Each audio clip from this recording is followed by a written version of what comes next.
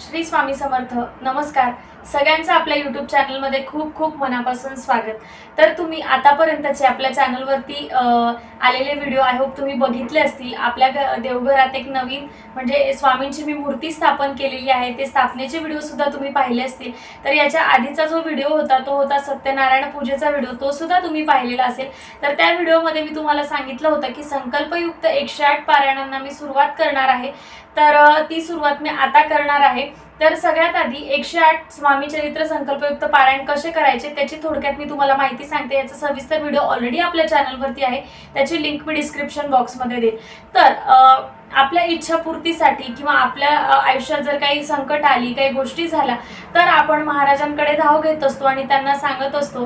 अर्थातच आपण त्यांना लालच देत असतो की हे मी करेल, तर तुम्ही माझी इच्छा पूर्ण करा किंवा एवढं जे संकट माझ्यावरती आलेलं आहे ते तुम्ही तारून न्या. तर असंच माझ्या बाबतीत सुद्धा काहीसं झालं होतं. तर बरेच दिवस आधी मी महाराजांना सांगितलं होतं की 108 पारायण मी करेल, पण त्या सेवेला काही सुरुवातच होत नव्हता. हा आणि तो दिवस नुसता दिवसामागे दिवस उलटून जात होते. तर आता म्हटलं आज कोजागिरी पौर्णिमा सुद्धा आहे, तर छान मुहूर्त आहे. तसं तर सेवेला काही मुहूर्त लागत नाही, जेव्हा आपण सेवा करतो तो दिवस शुभच असतो. पण म्हटलं संकल्प करून घेऊया, कारण जेव्हा आपण संकल्प करतो तर आपल्याला सुद्धा काळजी असते की आपल्याला ती सेवा पूर्ण करायची आहे. तर मी आता संकल्प करून घेत आहे, तर जेणेकरून माझी सुद्धा 108 पारायणांची सेवा आहे ती महाराजांचरणी प्रार्थना करते की लवकरात लवकर पूर्ण व्हावी आणि त्यांची जी काही कृपादृष्टी त्यांनी माझ्यावरती केलेली आहे तर ती कृतज्ञता व्यक्त करण्याचा हा माझा छोटासा प्रयत्न आहे. तर आता मी संकल्प करून घेते. तर पारायण कशी करायची ते मी तुम्हाला सांगते. तर संकल्पयुक्त स्वामी चरित्राची पारायण आपण आपल्या इच्छापूर्तीसाठी करत असतो किंवा आपल्यावर काही संकट आली तर आपण महाराजांना धाव घेतो. तर छोटासा हा प्रयत्न असतो. तर तुम्ही 5, 7, 11, 21, 108 अशा प्रकारे 51 पारायण म्हणजे तुम्हाला जितकी पारायण करायची असतील त्याचा संकल्प तुम्ही करू शकता. महाराजांना ते सांगायचं की इतकी पारायण मी करेल, तर तुम्ही माझ्यावरचं हे जे काही संकट आहे किंवा ही जी माझी छोटीशी मनातली इच्छा आहे ती जर व्यवस्थित असेल, चांगली असेल, तर ती तुम्ही पूर्ण करा, तुमच्या पद्धतीने पूर्ण करा, असं आपण महाराजांना सांगत असतो. तर हे जे काही पारायण आहे ते संकल्प करायचा. संकल्प म्हणजे काय? हातात पाणी घ्यायचं, पाण्यात अक्षता, हळदी, कुंकू आणि आपल्या ज्या काही मनातील इच्छा असतील, जे काही आपल्याला हवं असेल तर ते महाराजांसमोर बोलायचं. दिवा अर्थातच प्रज्वलित असावा. संकल्प करायचा, ते पाणी सरळ हाताने ताम्हणात सोडायचं आणि त्या सेवेला सुरुवात करायची. तर जसं मी आज 108 पारायण करणार आहे तर मी संकल्प करेल. संकल्प झाल्यानंतर ते पाणी ताम्हणात सोडेल आणि माझी उर्वरित जी सेवा आहे ती पूर्ण करेल. आता समजा 108 पारायण मी करणार आहे, तर दर दिवशी जर मी एक पारायण करेल तर रोज संकल्प करायची गरज नसते. तर ज्या दिवशी आपण सेवेला सुरुवात करणार असतो त्या दिवशीच फक्त आपल्याला संकल्प करायचा असतो. तर अर्थात मी आज सेवेला सुरुवात करणार आहे, तर सेवेच्या आधी मी आता एकदा फक्त संकल्प करेल आणि त्याच्यानंतर मग जी काही माझी उर्वरित पूर्ण सेवा जी आहे ती जितके काही दिवसांमध्ये महाराजांची इच्छा असेल पूर्ण होईल तर ती पूर्ण मी करेल आणि मग त्याच्यानंतर जे काही आहे ती सेवेची सांगता करेल. तर पुन्हा रोज संकल्प करायची गरज नाही. संकल्प फक्त एकदाच करायचा आणि आपली सेवा जी आहे ती पूर्ण करायची. आता मी संकल्प करून घेते आणि सेवेला सुरुवात करते. सेवेसाठी एका पाटावरती मी छोटीशी मांडणी केली आहे. तिथे जवळच दिवा प्रज्वलित केला आहे, धूपदीप घेतलं आहे. त्याचबरोबर संकल्पासाठी तांब्यात आंबण घेतली आहे आणि आपला स्वामीचरित्राचा ग्रंथ आणि जपमाळ. तर आता सगळ्यात सुरुवातीला आधी सेवा सुरू करण्याआधी मी ग्रंथाची पूजा करून घेत आहे. ग्रंथाला हळदी कुंकू अष्टगंध अर्पण केलं आहे, अक्षता अर्पण केलं. त्याचबरोबर ग्रंथाला एक फूल वाहिलं आहे आणि ग्रंथाची जी आहे आपण पंचोपचार पूजा म्हणतो तशी साध्या पद्धतीने पंचोपचार पूजा करून घेतली. त्याच्यानंतर मग आता संकल्प करते. तर संकल्प करण्यासाठी उजव्या हातात पाणी घ्यायचं.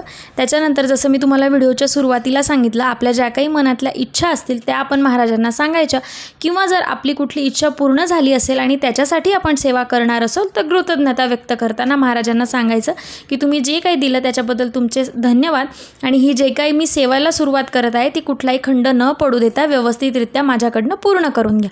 तर संकल्प करण्याचा हेतू इतकाच की आपण जेव्हा कुठली गोष्ट संकल्पयुक्त करतो ना तर तिचं महत्त्वसुद्धा वाढतं आणि महाराजसुद्धा बंधनात अडकतात आणि आपण पण सेवेच्या बंधनात अडकतो, कारण आपल्यालासुद्धा काळजी असते आपली सेवा पूर्ण करण्याची. तर संकल्प करून झाल्यानंतर मी 1 वेळा स्वामी स्तवनाचा जाप केला आणि त्याच्यानंतर 1 माळ श्री स्वामी समर्थ या षडाक्षरी मंत्राचा जाप करत आहे. तर 1 माळ जाप केल्यानंतर मग मी स्वामीचरित्र पारायणाला सुरुवात करेन. तर जेव्हा रोजच्या रोज आपण पारायण करतो ना, तर सुरुवातीला एकदा स्वामी स्तवन आणि स्वामी समर्थ मंत्राचा जाप आपल्याला करायचा आहे. तर त्याच्यानंतर जाप केल्यानंतर मी ग्रंथाला नमस्कार केला. ग्रंथाची पूजा तर करून झालेली होती. ग्रंथाला नमस्कार केला आणि पहिल्या अध्यायाला पठणाला सुरुवात केली. तर स्वामीचरित्र वाचनाला ना खूप कडक नियम नाही आहे, जसं आपण गुरुचरित्र वाचनाला करतो किंवा सप्तशती ग्रंथ वाचताना करतो. तर एकाच बैठकीत करावं वगैरे असं काही नसतं. तुम्ही जर थोडी उठबस झाली घरातल्या काही कामांमुळे तरीसुद्धा चालतं, काही नाही, क्षमा मागून घ्यायची. तर जितके अध्याय आपल्याकडनं पठण होणं शक्य असेल तितके अध्याय आपण पठण करत जायचे आणि ग्रंथ वाचल्यानंतर पूर्ण ग्रंथ झाल्यानंतर 21 अध्याय पठण झाल्यानंतर एका ग्रंथाची नोंद करून घ्यायची. तर अशा प्रकारे संकल्पयुक्त किती संकल्प तुम्ही केलेले असतील 5, 7, 21, 51, 108 तर ते आपण मोजत जायचे. पण 1 ते 21 अध्याय पूर्ण करायचे, म्हणजे पूर्ण ग्रंथ वाचायचा. एका दिवसात जरी नाही वाचला गेला तरी अर्धा वाचला तरी चालेल. महाराजांनी आपली सेवा गोड मानून घेतात. तर सेवेला महत्त्व आहे. आपण किती सेवा करतो याला महत्त्व नाही आहे. चांगल्या मनाने दिवसात आपण 3 अध्याय जरी पठण केले तरीही चालतील, पण सेवा करणं आणि ती घडणं आपल्या हातून तितकं महत्त्वाचं आहे. तर आजपासून माझंसुद्धा सेवेचा शुभ मुहूर्त लागला आहे. फायनली खूप दिवसांपासून मला या सेवेला सुरुवात करायची होती आणि महाराजांनी ती सुरुवात करून घेतली. त्याच्यामुळे महाराजांचे खूप खूप आभार. कारण की काय होत होतं, दिवसामागे दिवस लोटत जात होते आणि सेवा काही होतच नव्हती. तर बरं झालं आज ती सुरुवात झाली. श्री स्वामी समर्थ. तर आजच्या दिवसाचं स्वामीचरित्र सारामृताचं जे माझं पठण आहे ते 1 ते 21 अध्यायापर्यंत ते पूर्ण झालं आहे. बराच उशीर झाला आहे, त्याच्यामुळे मी आज एकच पारायण केलेलं आहे. तर एक का होईना पण किमान सेवेला सुरुवात झाली. कारण सुरुवात महत्त्वाची असते, कारण आपण सुरुवात केली तरच शेवट होतो. नाहीतर शेवटाची आपण वाट बघत असतो, सुरुवात मात्र करत नाही आणि मग कधी होईल याची वाट बघतो. तर फायनली सेवेला सुरुवात झालेली आहे. तर महाराजांना हीच प्रार्थना आहे की कुठल्याही प्रकारचा खंड न येऊ देता लवकरात लवकर सेवा माझ्या हातून घडवून घ्या आणि माझ्यासारखीच तुम्ही सुद्धा सेवा करा.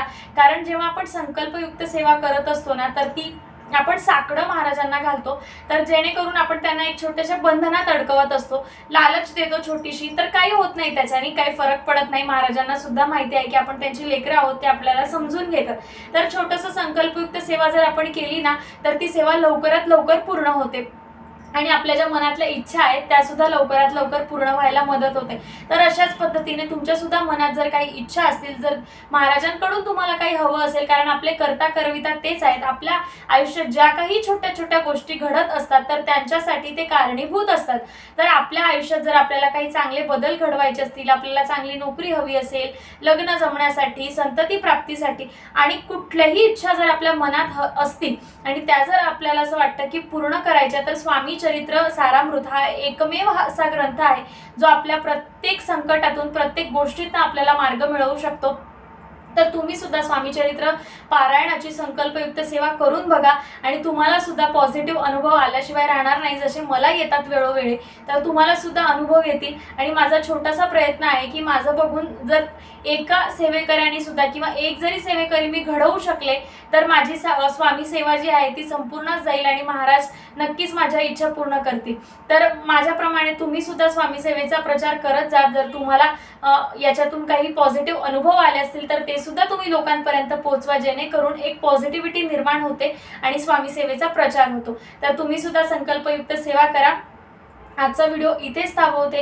व्हिडिओ जर तुम्हाला आवडला असेल तर व्हिडिओला लाईक करा, आपल्या चॅनलला सबस्क्राईब करा आणि अशाच सेवा करत राहा. आणि अशाच सेवेचे व्हिडिओ बघण्यासाठी आपल्या चॅनलला सबस्क्राईब करा, जेणेकरून काही नवीन व्हिडिओज येतील, काही सेवा मी तुम्हाला सांगेल तर त्या तुमच्यापर्यंत लवकर पोहोचतील. तर पुन्हा आपण भेटूया अशाच एका नवीन व्हिडिओसोबत. तोपर्यंत सगळ्यांना श्री स्वामी समर्थ. शुभरात्री.